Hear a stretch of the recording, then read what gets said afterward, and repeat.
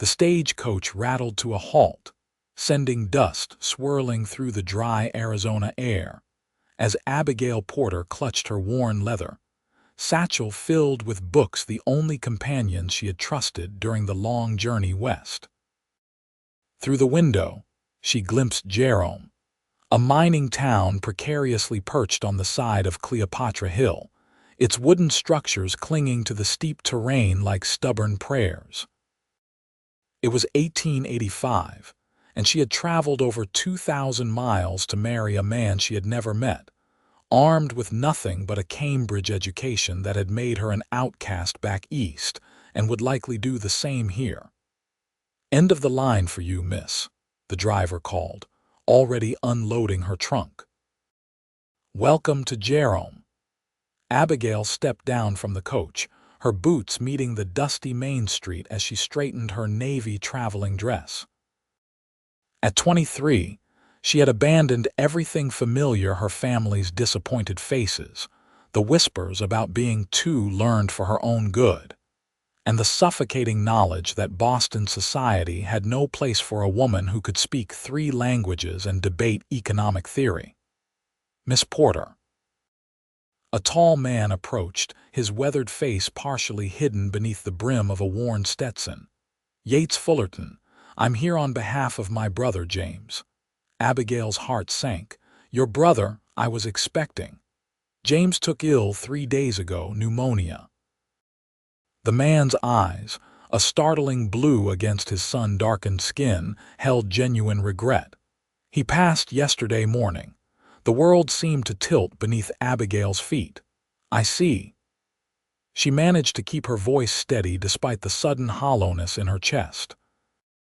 All her plans, all her hopes for a new beginning, gone in an instant. "I'm mighty sorry you've come all this way for nothing, Miss Porter." Yates shifted uncomfortably. "The stagecoach doesn't head back east for another week." Abigail squared her shoulders. "Mr. Fullerton, I've sold everything I own to come here. I have precisely $18.37 to my name. Going back is not an option." Yates studied her with a gaze that seemed to take in everything: her straight posture, the intelligence behind her amber eyes, the determined set of her jaw. "You can stay at my brother's place until you figure things out. It's the least I can do." The walk to James Fullerton's small house on the edge of town was silent. Abigail felt the stares of townspeople following her, their curiosity palpable. When they reached the modest cabin, Yates unlocked the door and carried her trunk inside. "It ain't much," he said, "but it's clean." James was particular that way. Abigail looked around at the sparse furnishings: a wooden table with 2 chairs, a small stove, a narrow bed in the corner behind a partition. "It's perfectly adequate. Thank you, Mr. Fullerton." "Folks call me Yates." He hesitated at the door. "I'll come by tomorrow to see how you're settling. Maybe help you figure out your next steps." After he left, Abigail sank onto the edge of the bed, finally allowing the tears she'd been holding back to fall. She hadn't loved James Fullerton, how could she, having never met him? But she had pinned all her hopes on this marriage. In their letters, he had seemed kind and open-minded, impressed rather than intimidated by her education. Now she was alone in a strange town with no prospects and no connections. She wiped her eyes and began unpacking her beloved books: Milton, Shakespeare, Darwin, Descartes, and dozens more. Whatever happened next, these old friends would sustain her, as they always had. The next morning, Abigail was awakened by a knock at the door. She hastily pinned up her auburn hair and straightened her dress before opening it to find Yates Fullerton, hat in hand, standing beside an older woman with a kind face. "Miss Porter, this is Mrs. Holloway. She runs the boarding house in town."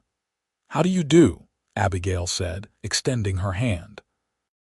Mrs. Holloway's eyes darted past Abigail to the books carefully arranged on every available surface. Her expression shifted subtly. "My, you do have a lot of reading material." "Yes, I do," Abigail replied, refusing to apologize for it. Mrs. Holloway has a room available, Yates explained, if you'd prefer that to staying here. That's very kind, but I think I'll remain here while I determine my next steps. Mr. Fullerton James paid the rent through the month, I presume? Yates nodded. He did. Listen, I've been thinking. The schoolteacher left town 2 months ago. Children are running wild without any learning.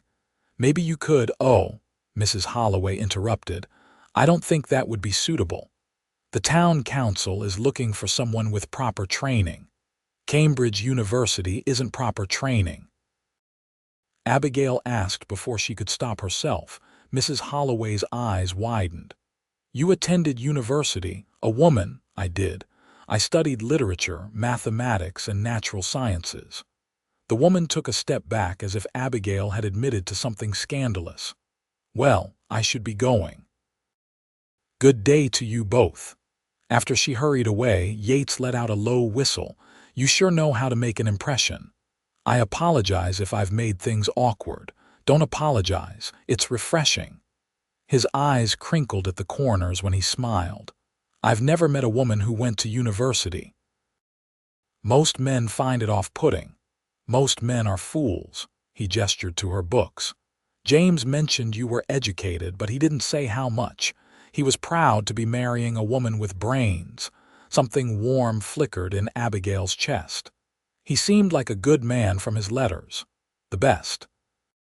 Taught me everything I know about ranching. Yates put his hat back on. Speaking of which, I should get back to the ranch, but I meant what I said about the teaching position. Town needs someone who knows what they're doing. Even if that someone is a woman who's read too many books. Yates grinned. Especially then. After he left, Abigail spent the day exploring Jerome. The mining town was bustling with activity, miners coming and going from shifts, merchants hawking their wares, saloon doors swinging open to release bursts of raucous laughter. She found the small schoolhouse, its windows dusty and interior dark. A sign on the door read, "School closed until further notice." Abigail peered through the window at the empty desks. Teaching had never been her ambition. She had dreamed of writing scholarly articles, perhaps even books of her own someday, but she needed employment. And she did love knowledge. Ain't no use looking in there, a voice said behind her. She turned to find a girl of about 12, her dress patched but clean, watching her curiously. Why not? Abigail asked. Nobody wants to teach in Jerome. Last teacher left cause the boys kept putting snakes in her desk. The girl eyed Abigail's clothing. You the mail-order bride that came for James Fullerton? News traveled fast in small towns. I was. Unfortunately, Mr. Fullerton passed away. That's a shame. He was nice. The girl stuck out her hand. I'm Lucy Miller. Abigail Porter, pleased to meet you, Lucy. You going back east now? No, I don't believe I am. Lucy's eyes lit up. Are you going to be our new teacher? I'm not sure that would be. Oh, please. I miss learning things. Ma tries, but she's busy with the babies, and Pa says girls don't need much schooling anyway. Abigail felt a familiar spark of indignation. Everyone deserves an education, girls and boys alike. Then you'll teach us. I'll consider it. Abigail smiled at the girl's enthusiasm. Do you like to read, Lucy, when I can get books? There ain't many in town. Well, I have plenty. Perhaps you could visit sometime and I'll lend you one. Lucy's face lit up like a lantern. Really? No one's ever let me borrow a real book before. That afternoon, Abigail drafted a letter to the town council, offering her services as a temporary teacher. She listed her qualifications without apology or diminishment, then sealed it before she could reconsider. 3 days later, she was summoned to the town hall, a generous name for the large room above the general store where meetings were held. 5 men sat at a long table, eyeing her with expressions ranging from curiosity to outright suspicion. Miss Porter, the mayor began. "We've received your application to teach at our school." "Yes, sir. Your qualifications are unusual for a woman." He looked uncomfortable even saying it. "I assure you my education is quite thorough." Another council member, a heavyset man with a drooping mustache, leaned forward. "Miss Porter, Jerome is a simple mining town.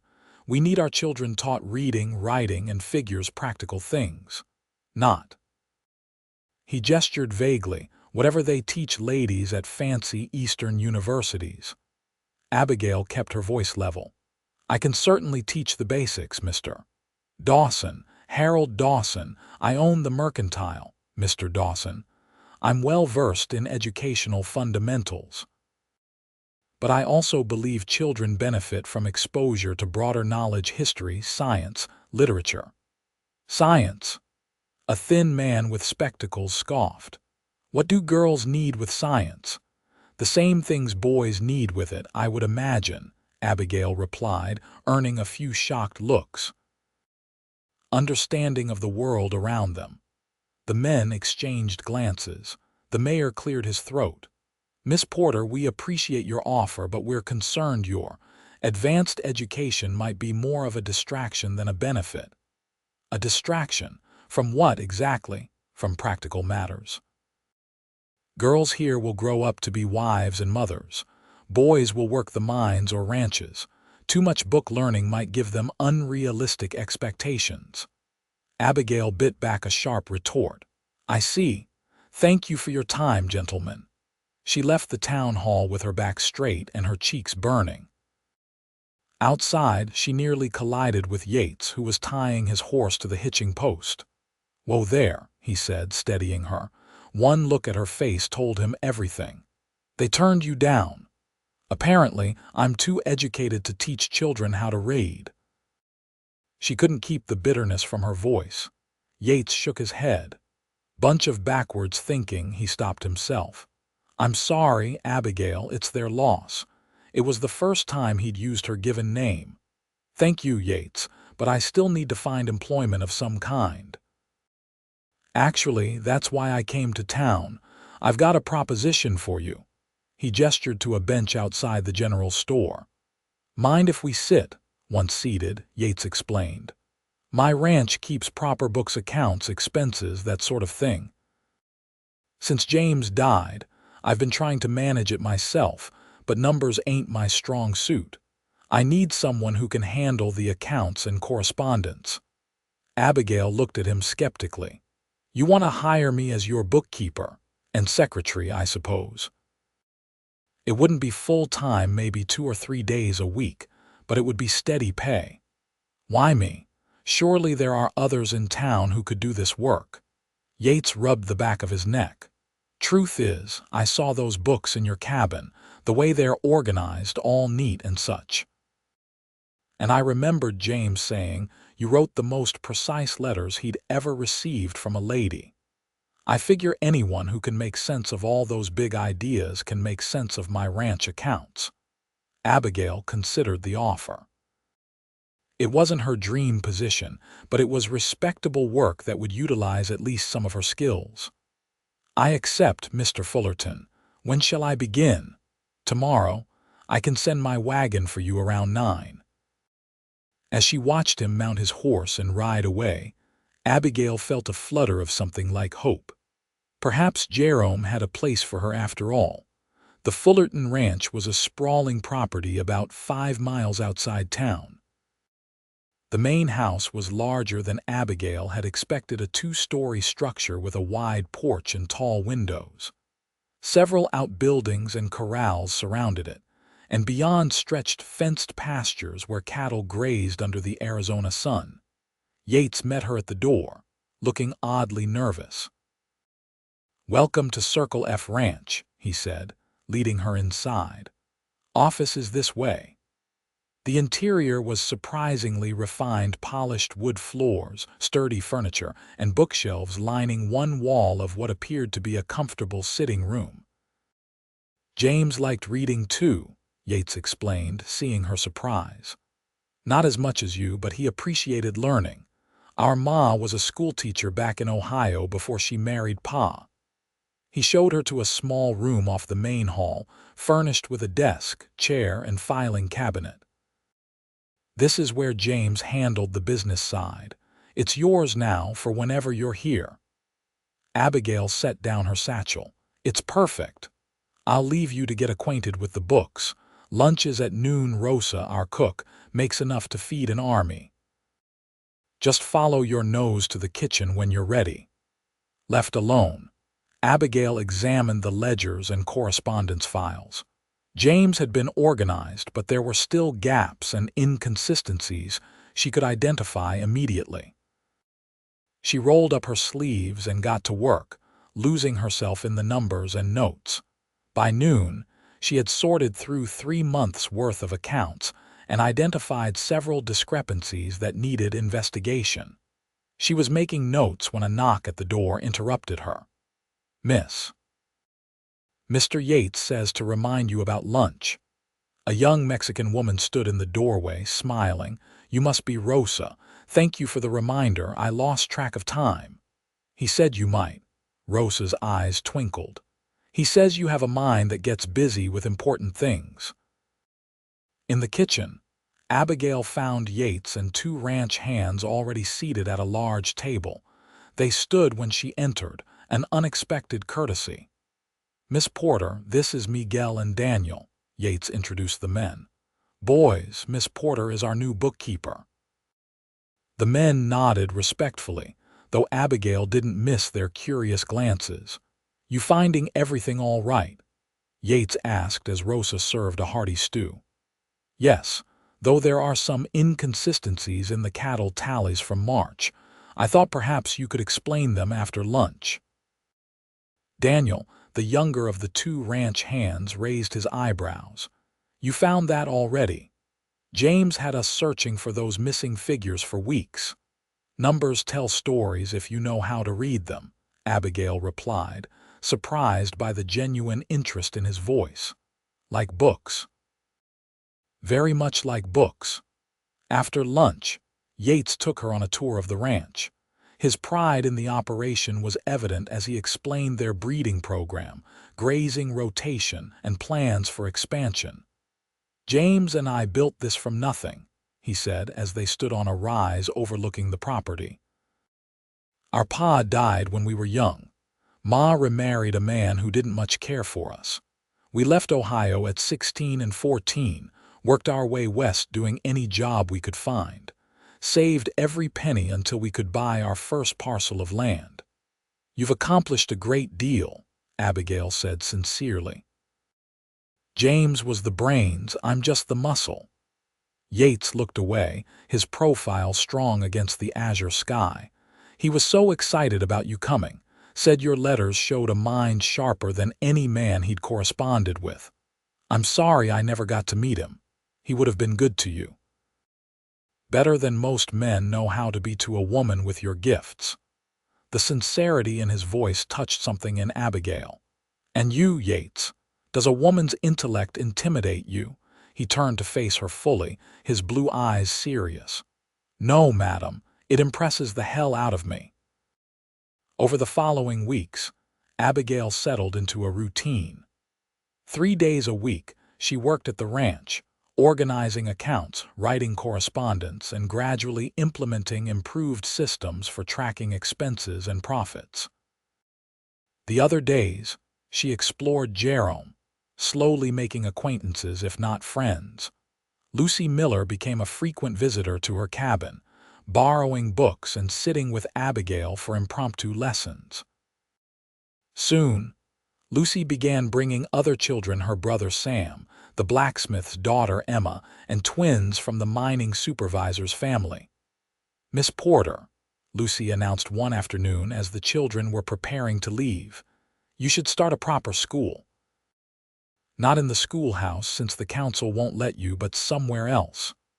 I don't think the council would approve of that either, Lucy. They don't need to know. We could meet at your place or maybe somewhere outside town. The idea was tempting. I'll think about it, Abigail promised. That evening, as Yates walked her home from the ranch as he'd taken to doing, she mentioned Lucy's suggestion. A secret school, he chuckled. That's something. It's absurd, of course. Is it? Those children are getting no education otherwise. Yates was quiet for a moment. There's an old bunkhouse on the ranch we don't use anymore. Needs some fixing up, but it could work as a classroom. Abigail stopped walking. Are you serious? Why not? It's private property. Council has no say over what happens there. You'd risk angering the town council for this. Yates shrugged. Some things are worth the risk. The following Saturday, Abigail found herself at the ranch early, helping Yates clear out the abandoned bunkhouse. They worked side by side, sweeping, scrubbing, and repairing broken windows and floorboards.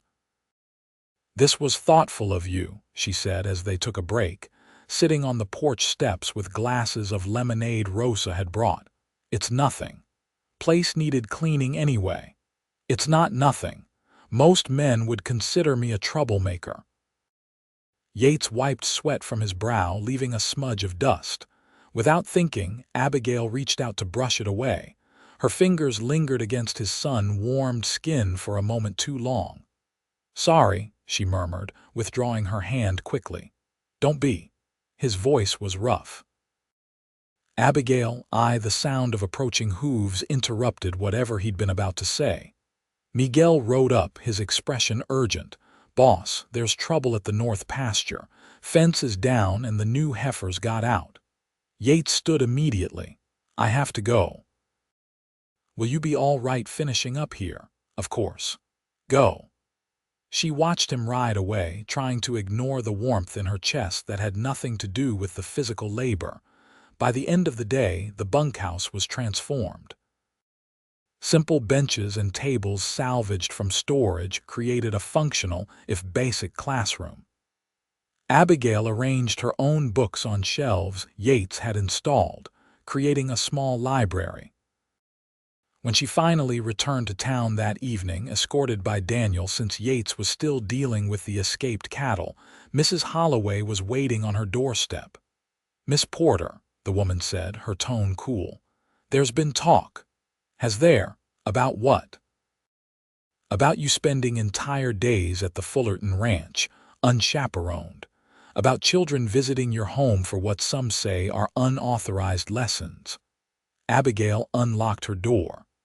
"I work for Mr. Fullerton as his bookkeeper, as many in town know. As for the children, they merely borrow books. Books that fill their heads with all sorts of ideas. That's generally the purpose of books, Mrs. Holloway." The older woman's lips thinned. "The town council is concerned about your influence. The town council should be concerned about the lack of education for their children. We have our ways here, Miss Porter. We don't need Eastern ideas disrupting them." After Mrs. Holloway left, Abigail sat among her books, feeling more alone than she had since arriving in Jerome. The town was rejecting her, just as Boston society had. Once again, her education and independence made her an outsider.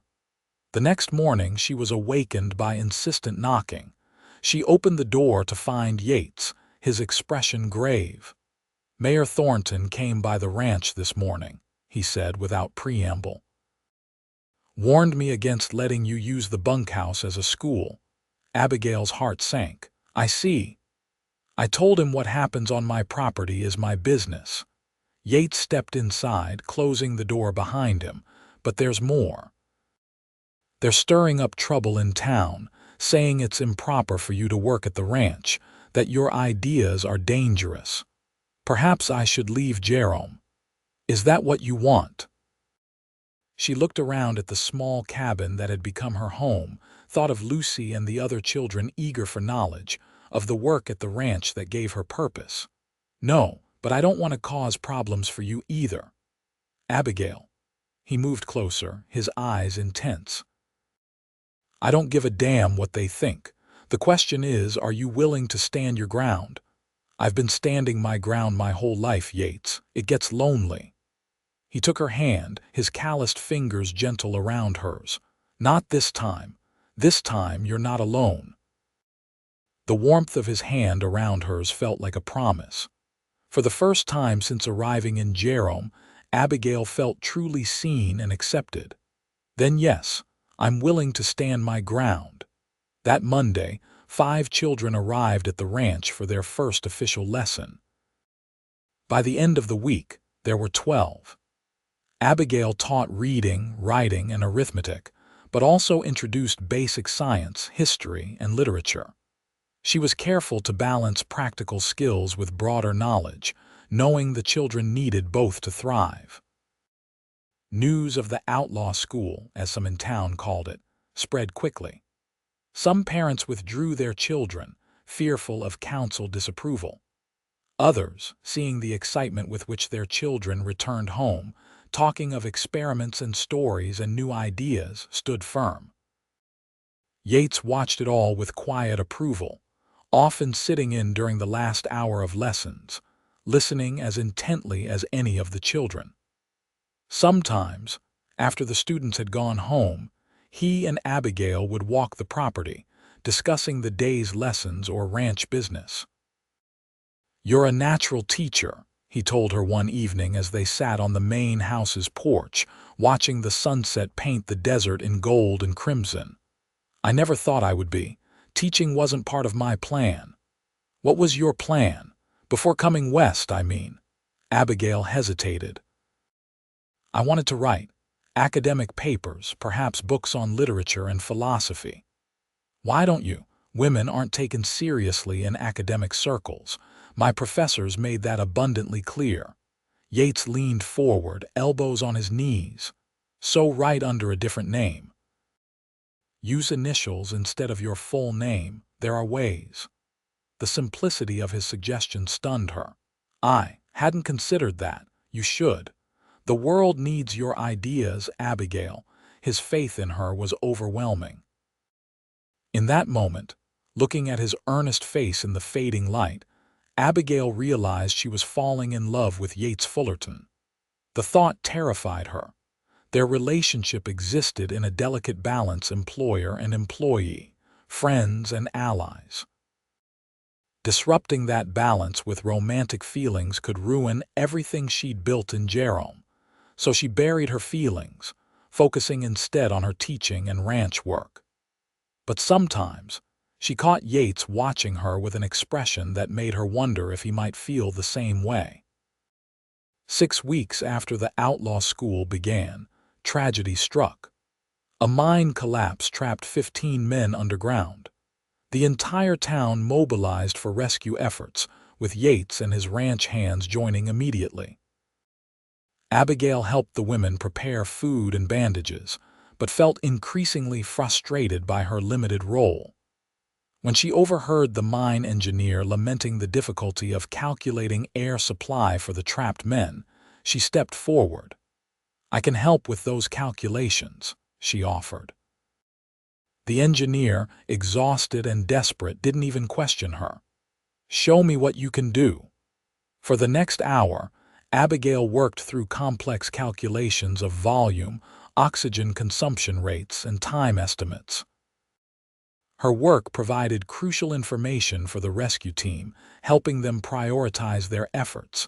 Yates found her bent over her figures, face smudged with dust from the mining office. "You're remarkable," he said simply. "I'm just using what I know to help. That's what makes you remarkable." He touched her shoulder briefly. "I'm heading back down. They think we're close to breaking through." Hours later, the trapped miners were brought to safety. As the town celebrated the rescue, something subtle shifted. People who had previously looked at Abigail with suspicion now nodded in greeting. The mine owner's wife personally thanked her for her assistance. "Perhaps they're finally seeing that education isn't something to fear," she told Yates as they walked back to the ranch after the celebrations. "Or they're seeing you for who you truly are, not just your education but your heart." The comment caught her off guard. "My heart? You didn't help today to prove a point about women's education. You helped because people needed you." He stopped walking, turning to face her in the moonlight. That's who you are, Abigail. Brilliant, yes, but also kind and brave and determined. The intensity in his eyes made her breath catch. Yates, I'm not good with words like you are, but I need to say this. He took her hands in his. I've been falling in love with you since the day you arrived in Jerome. Not just your mind, though God knows I admire it. All of you. Abigail felt tears spring to her eyes. I never thought I'd find someone who valued my mind instead of seeing it as a liability. Your mind is a gift. Anyone who can't see that is a fool. He stepped closer. May I kiss you, Abigail Porter? Yes, she whispered. His lips met hers, gentle at first, then with growing passion. Abigail felt as though every part of her mind, heart, and soul was finally being embraced. When they broke apart, Yates rested his forehead against hers. I know it's too soon and maybe improper given everything, but I don't want to wait. Will you marry me, Abigail? The question hung in the air between them, weighted with possibility. Yes, she answered, her heart full. Yes, I will. The news of their engagement spread through Jerome like wildfire. Reactions were mixed. Some congratulated them sincerely, while others whispered behind their backs about the impropriety of it all. Mayor Thornton summoned Yates to a private meeting, presumably to discourage the match, but Yates returned laughing. He said you'd ruin me with your modern ideas, he told Abigail. I told him I was counting on it. They married 3 weeks later in a small ceremony at the ranch. Lucy Miller served as Abigail's bridesmaid, proudly wearing a new dress for the occasion.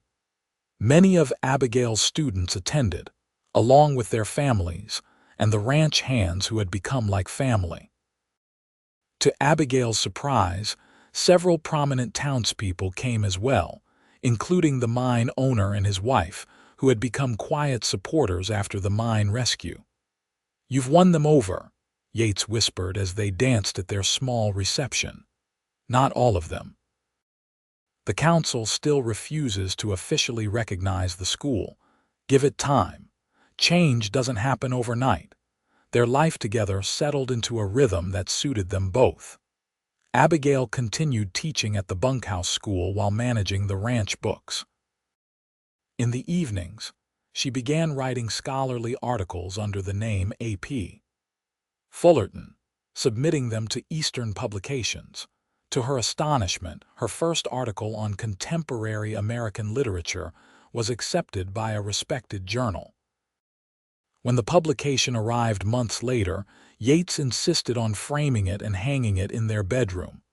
The first of many, he predicted. Perhaps, she said, but I've been thinking about writing something different as well. What's that? A children's book about the West. Something that shows both the reality and the beauty of life here, with strong characters of all kinds, women who think, men who feel deeply. Yates pulled her into his arms. I'd read that book.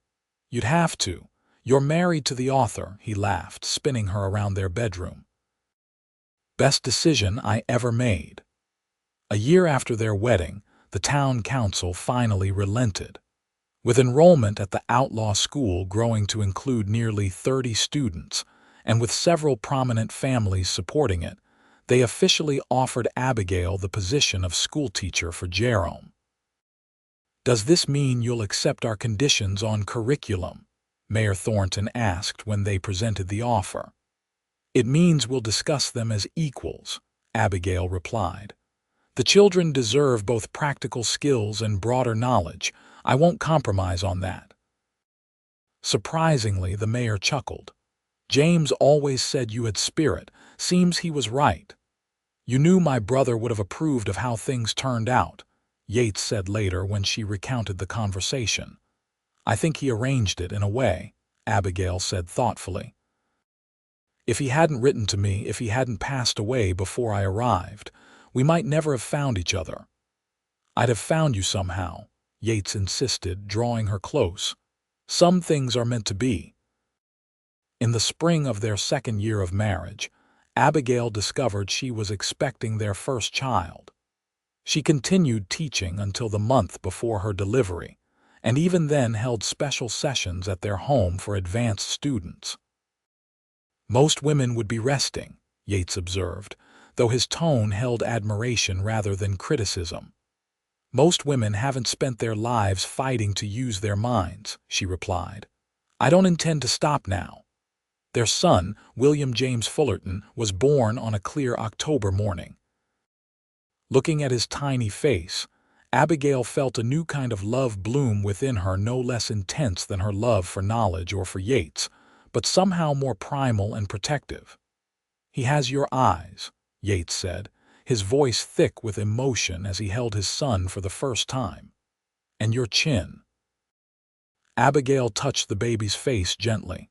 What do you think he'll become? Whatever he wants. That's what we'll teach him, that he can be anything, learn anything. And if we have a daughter someday, Yates smiled. The same, exactly the same. By the time William was 3 months old, Abigail had established a schedule that allowed her to care for him, teach part-time, manage the ranch books, and still write in the evenings.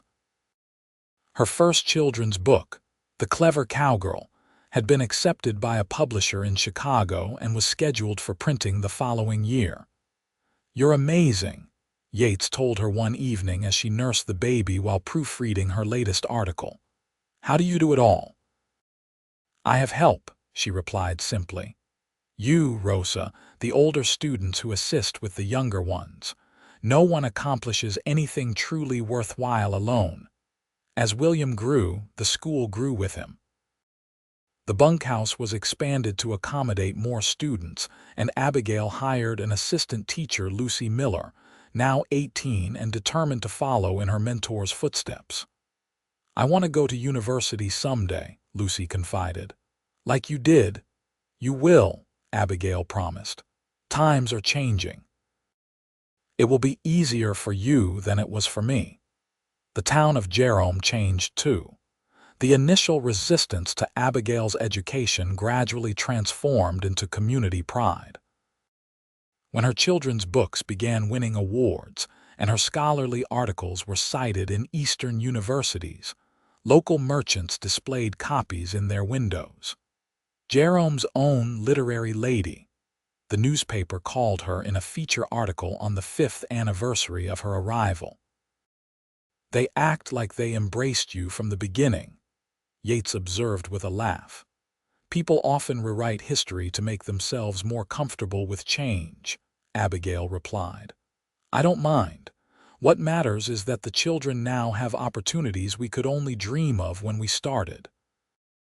Their family expanded again with the birth of their daughter, Elizabeth, when William was 4.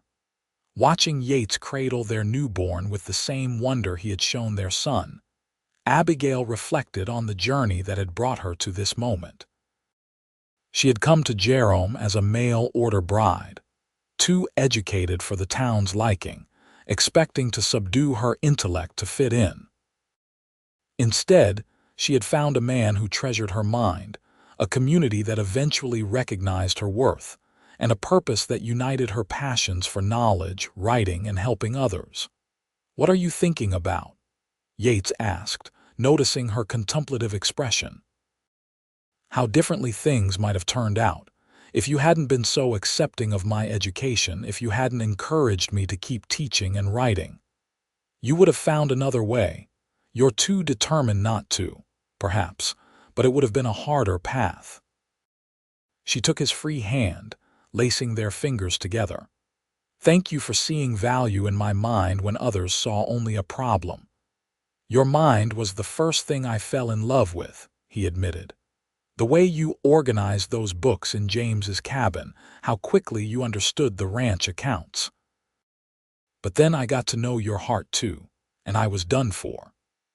10 years after Abigail's arrival in Jerome, the town celebrated the opening of a new schoolhouse twice the size of the old one, with a dedicated library named in her honor. At the dedication ceremony, Mayor Collins, Thornton having retired years before, praised her contributions to the community. Mrs. Fullerton has taught us all that education is not something to be feared but embraced, that a woman's mind is as valuable as any man's, and that our children deserve every opportunity to learn and grow. Standing beside her husband with their 2 children and a third on the way, Abigail felt a sense of completion. The journey hadn't been easy, but it had been worthwhile. That evening, as they sat on their porch watching the sunset, Yates presented her with a small package. "What's this?" she asked, unwrapping it carefully. Inside was a leather-bound journal, the cover embossed with her initials. "For your next book," he explained. "I thought maybe you could write your story this time, about a mail-order bride who was too educated for a small town and how she changed it." "Our story, you mean?" She leaned against him, feeling the steady beat of his heart. "It wouldn't be much of a story without you in it. I'm just a supporting character. You're the heroine." Abigail shook her head. "No, we're co-authors of this life we've built." She opened the blank journal, its pages full of possibility. "And we're still writing." In the years that followed, the Fullerton family continued to flourish. The ranch expanded, their children grew strong and curious, and Abigail's reputation as both an educator and author spread beyond Arizona territory. Young women from neighboring communities sought her advice on pursuing education and independent lives. On their 20th wedding anniversary, Yates surprised her with a trip to Boston, her first return since leaving as a young woman with crushed dreams and fierce determination. "I want to see where you came from," he explained. "The places that shaped you before I knew you." They visited Cambridge, where Abigail had studied, walked the streets she had once walked as a girl with books clutched to her chest, and ambitions considered inappropriate for her sex. "It feels smaller than I remembered," she observed as they strolled through Harvard Yard, where she had once been allowed to attend lectures only through the kindness of a professor who smuggled her in through side doors. "Or maybe you've grown larger," Yates suggested. "Your life, your impact." In a Boston bookshop, they discovered a display of her children's books alongside her more scholarly work. The proprietor recognized her name and asked for her signature, treating her with the respect she had once been denied in this very city. "Life has a way of coming full circle," she told Yates that night in their hotel room. "I left Boston because no one valued my educated mind. I return as someone celebrated for it." "You were always valuable," Yates said, taking her face in his hands. "Always extraordinary. It just took some of us longer to see it." As they prepared to return to Jerome, to their home, their children, their school, and the life they had built together, Abigail knew with absolute certainty that she had found her place in the world. Not despite her education, but because of it. Not by diminishing herself to fit others' expectations, but by standing firm until those expectations expanded to accommodate her brilliance.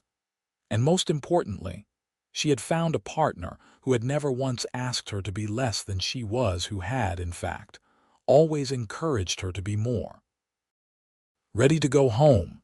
Yates asked as their train prepared to depart. Abigail smiled, taking his hand. "I'm already there,"